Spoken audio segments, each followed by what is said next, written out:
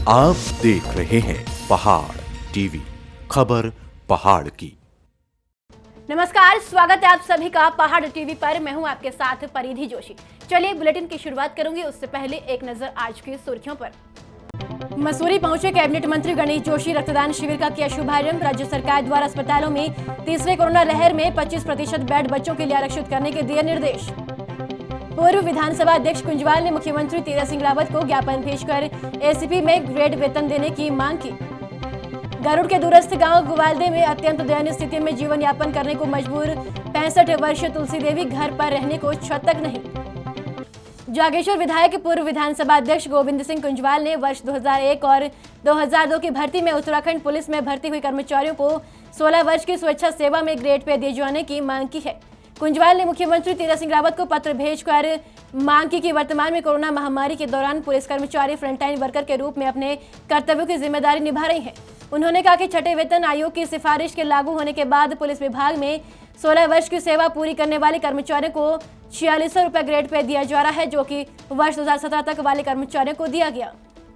Corona संक्रमण और curfew के कारण धार्मिक और सामाजिक गतिविधियां लगभग थम गई है। ऐसे में फूलों के काश्तकारों के सामने बड़ी समस्या आ खड़ी हुई है। बड़े बड़े खेतों में ग्राहकों के इंतजार में फूल मुरझा रहे हैं। फूलों की खपत कम हो जाने से काश्तकार अपने हाथों से ही फूल को तोड़कर नष्ट कर रहे हैं। फूलों के काम पर भी इसका बहुत बुरा असर पड़ा हुआ है। जब सभी गतिविधियां कम हो गई, धार्मिक भी और वैसी शादी विवाह की भी, तो फूलों का मार्केट में कोई वैल्यू सी नहीं रही। और जब वैल्यू नहीं रही तो इसका प्रभाव हम लोगों के ऊपर, हम फूलों के जो काश्तकार हैं उन पर बहुत ज़्यादा पड़ा हुआ है। बहुत असर पड़ा जी। दिखा ही नहीं, तोड़ तोड़ को फेंका, तोड़ के फेंकना पड़ रहा है। हाँ जी। तो इसमें मेहनत तो उतनी है, लागत तो उतनी है। मेहनत उतनी है जी, और वो दवाई भी, खाद भी, पानी भी और निराई भी करनी। हाँ, तो इससे क्या जो फूलों के काश्तकारों को नुकसान हो रहा है? बहुत तगड़ा नुकसान है जी। कोरोना महामारी के बढ़ते प्रकोप को देखते हुए जहां लोगों को काफी दिक्कतों का सामना करना पड़ रहा है और लोगों की जिंदगी कठिन होती जा रही है, चाहे वो राशन हो या बीमारी। समाज सेवी ज्ञानानंद शर्मा ने कहा कि गांव-गांव में लोग बुखार से पीड़ित है। वहीं सल्ट विधानसभा क्षेत्र में भी श्री साईं ट्रस्ट बेला संस्थापक सुरेश बिष्ट के द्वारा दिए गए उपकरणों को समाज सेवी ज्ञानानंद शर्मा के द्वारा ग्रामीणों को mask, oximeter, PP thermal scanner, digital thermometer, Covid medicine और सैनिटाइजर को वितरित किया गया। कोविड कर्फ्यू की वजह से ढाबे बंद है। ऐसे में ट्रक ड्राइवर जो खाद्य सामग्री सब्जियां पहाड़ तक पहुंचा रहे हैं, उन्हें कई बार भूखा ही दिन काटना पड़ रहा है। कोरोना महामारी में महत्वपूर्ण भूमिका में ट्रक ड्राइवर और मानसिक रूप से कमजोर लोगों के लिए अभी तक कोई भी समाज सेवी नेता, जनप्रतिनिधि नहीं आए। अभी तक सतपुली पुलिस द्वारा ट्रक ड्राइवर को भोजन पैकेट दिए जा रहे थे। ऐसे में सतपुली नगर पंचायत में दिहाड़ीदार मजदूर हर्षवर्धन गौड़ ने अपने बेटे गौरव के जन्मदिन पर घर में भोजन बनाकर ट्रक ड्राइवरों और एसआई के लिए पुलिस के पास दिया। थानाध्यक्ष संतोष पैतवाल ने हर्षवर्धन गौड़ की सराहना की और उनके बेटे को जन्मदिन की बधाई दी। सर, ये मेरे लड़के का जन्मदिन था, तो उसने कहा कि पापा हमने जो ये केक को काटेंगे, है ना, ये कुछ भी करेंगे तो पापा इससे कुछ नहीं होगा, है ना, कि जो भी यहाँ पर कोई भूखा है, कोई कुछ है, तो उनको हम खाना खिला देंगे, है ना। तो हमने इस उसमें कि 20-25 23-24 पैकेट हमने खाने बनवाए और उनको हमने वितरण कराए। अल्मोड़ा जिले के विकासखंड सल्ट के ग्राम पंचायत कालीगाड़ ग्राम प्रधान मंजू कंडपाल और समाज सेवी परम कांडपाल के सहयोग से स्वास्थ्य विभाग द्वारा राजकीय इंटर कॉलेज हिनोला झिमार सल्ट कैंप लगाया गया, जिसमें प्रभारी चिकित्सा अधिकारी डॉक्टर सौरभ सिंह के नेतृत्व में 45 से ऊपर के लोगों को कोविड वैक्सीन लगाई गई। इंडिया फाउंडेशन के निदेशक एवं भाजपा के सुशासन विभाग के प्रदेश संयोजक शौर्य डोभाल नरेंद्रनगर जिला अस्पताल में लगाए जाने वाले 500 लीटर प्रति मीटर की क्षमता वाले ऑक्सीजन प्लांट की तैयारियों का निरीक्षण किया। देहरादून में कोरोना के मद्देनजर उन्होंने मुख्यमंत्री तीरथ सिंह रावत से भेंट कर प्रदेश को 500 लीटर प्रति मिनट की क्षमता वाले 2 ऑक्सीजन प्लांट और 40 ऑक्सीजन कंसंट्रेटर देने का वादा किया। चमोली वैश्विक महामारी में उत्तराखंडियों की मदद के लिए वरिष्ठ पत्रकार उमेश कुमार ने पहाड़ परिवर्तन समिति के माध्यम से हर जरूरतमंदों को हर संभव मदद करने का प्रयास कर रही है। पहाड़ परिवर्तन समिति ने उत्तराखंड के दुर्गम क्षेत्रों और गांव-गांव में जाकर दवाइयां, ऑक्सीमीटर, पल्स मीटर, सैनिटाइजर आदि और खाद्यान्न सामग्री गांव-गांव तक पहुंचा रही है। इन 2 दिनों में चमोली जनपद के दूरस्थ क्षेत्र जोशीमठ, तपोवन, देवभूमि के ब्लॉक के अंतिम गांव नीति घाटी और दुर्गम क्षेत्र मलारी, कमशाली, मोलता, जुम्मा, फरकिया, रैणी, सूखी, द्रोणा नगरी क्षेत्र में पहुंचकर वहां के ग्रामीणों को दवाइयां, ऑक्सीमीटर, पल्स मीटर सहित खाद्य सामग्री वितरण कर रहे हैं। उत्तराखंड में कोरोना का कहर जारी है और सूबे का स्वास्थ्य महकमा कोरोना से निपटने के लिए जी जान से लगा हुआ है। इस कोरोना काल में राष्ट्रीय सेवा मिशन और जेड सिक्योरिटी के तहत लगे स्वास्थ्य कर्मी कोरोना की सैंपलिंग से लेकर वैक्सीनेशन और अन्य स्वास्थ्य सेवाओं में अपनी सेवाएं दे रही हैं। ताले सामुदायिक स्वास्थ्य केंद्र में इस समय कुल 16 स्वास्थ्य कर्मी अपना विरोध जता रहे हैं, जिनमें से 13 राष्ट्रीय स्वास्थ्य मिशन और 3Z सिक्योरिटी के तहत लगे हुए हैं। इन स्वास्थ्य कर्मियों में आशा प्रोग्रामर से लेकर स्टाफ नर्स और एक्सरे टेक्नीशियन तक शामिल है। जी, आप जैसे कि आप सबको मालूम है कि स्वास्थ्य के क्षेत्र में NHM आज स्वास्थ्य विभाग की रीढ़ की हड्डी है। विभाग को लगातार कई सालों से हम मांग करते रहे हैं कि हमें एक सम्मानजनक तो सैलरी दी जाए, लेकिन विभाग द्वारा अभी तक उस प्रकार की कोई भी मांगे नहीं सुनी जा रही है, जिस कारण विवश होकर हमें वहाँ पर काली पट्टी बांध कर कार्य करना पड़ रहा है।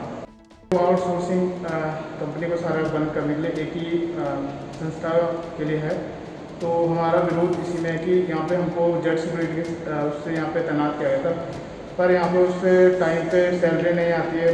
अभी 3 महीने हो गए, तो 3 मंथ के यहाँ पे सैलरी आई नहीं है, तो उससे ये वहाँ पे सैलरी ये 47% काट के दे रहे हैं, तो उसमें क्या बचेगा आदमी को।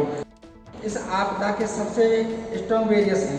हम नहीं चाहते कि जनता जनार्दन को कोई परेशानी हो, हम परेशानी हो कर लेते, हम 24 घंटा ड्यूटी करने के लिए तैयार रहते हैं, पर सरकार तो हमारे बारे में सुने, हमारे बच्चों के बारे में तो सुने।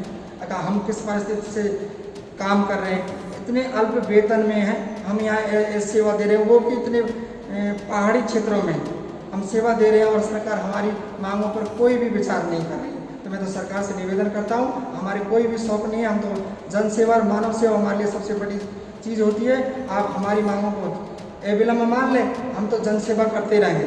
लगातार ना सुनने को तो यहाँ अगला कदम क्या होगा? सर, अगला कदम तो जो हमारे प्रदेश अध्यक्ष हैं, उन्होंने पहले घोषणा कर दी 1 तारीख से हम होम आइसोलेशन में चले जाएंगे। सर, मसूरी भाजपा युवा मोर्चा के द्वारा मसूरी तिलक लाइब्रेरी सभागार में रक्त शिविर का आयोजन किया गया, जिसमें भारी संख्या में युवाओं, महिलाओं और लोगों ने शिविर का उद्घाटन कैबिनेट मंत्री गणेश जोशी ने किया। उन्होंने कहा कि कोरोना काल में देश में खून की भारी कमी हो गई है, जिसको लेकर राष्ट्रीय अध्यक्ष JP नड्डा द्वारा भाजपा युवा मोर्चा से रक्तदान शिविर का आयोजन कर 1 लाख यूनिट रक्त का लक्ष्य दिया गया है।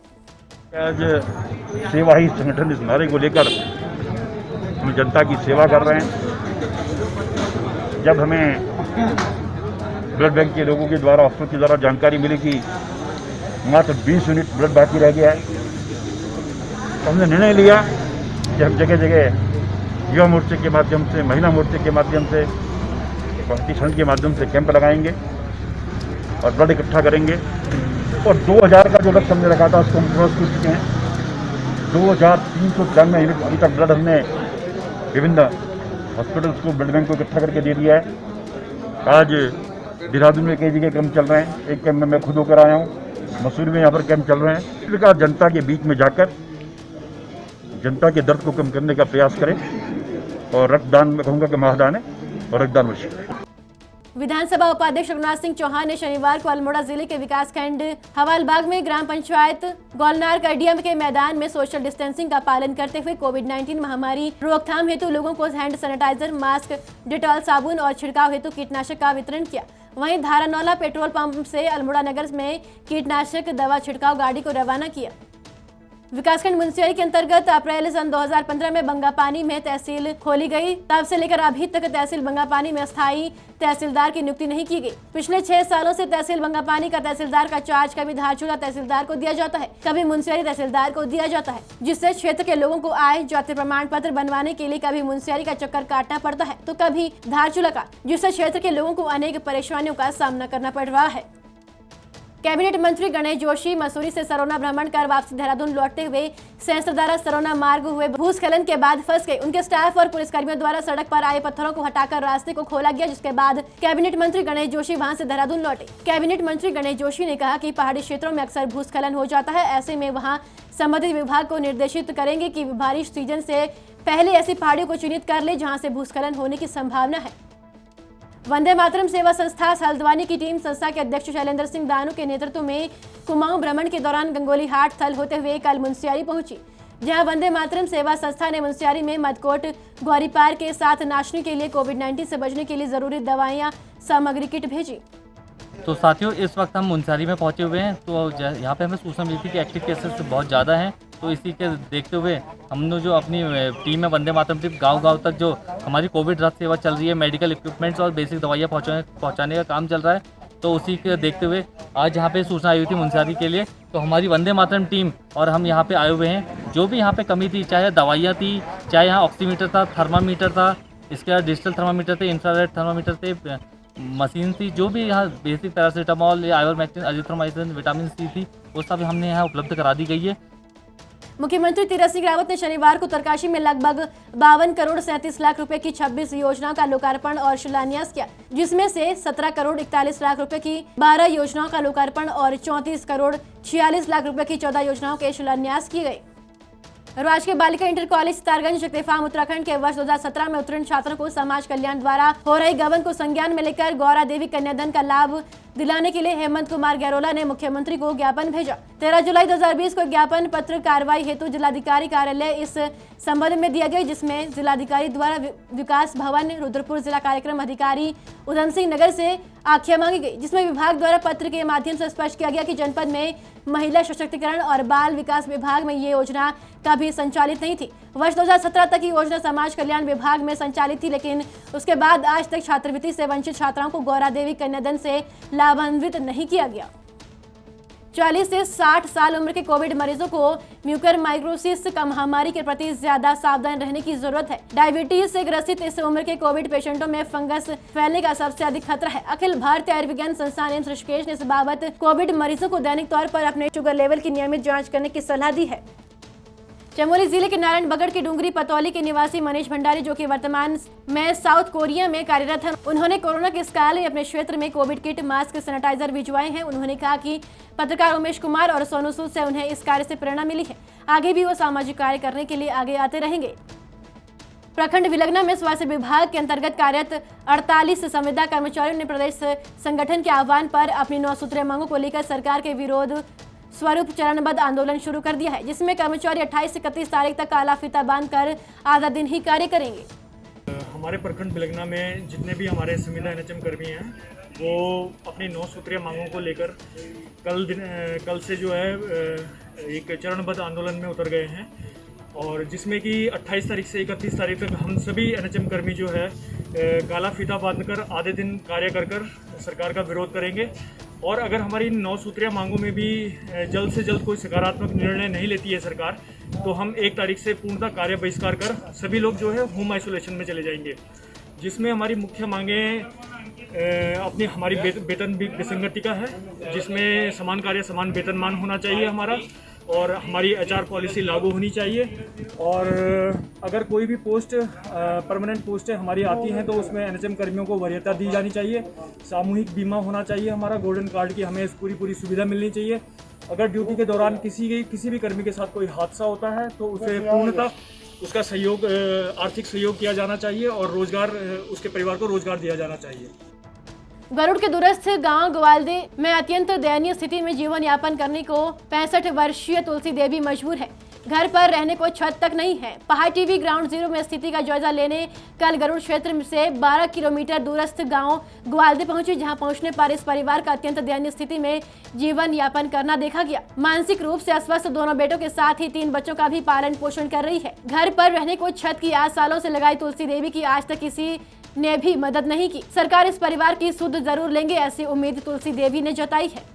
बहुत परेशान सन, बहुत में गरीब सन, चाल में दी पगलदार सन, मकान में बहुत परेशानियाँ रहे, कशी में मकान गए, कोई विचार मेरे पुकार को छोड़ दियो और मेरे मकान का ढक दियो, और मैं बहुत परेशान सन, मैं बहुत दुखी सन, रान उलगुल शेर सन, मैं नीच हूँ और चाल सन दिए पगलदार सन।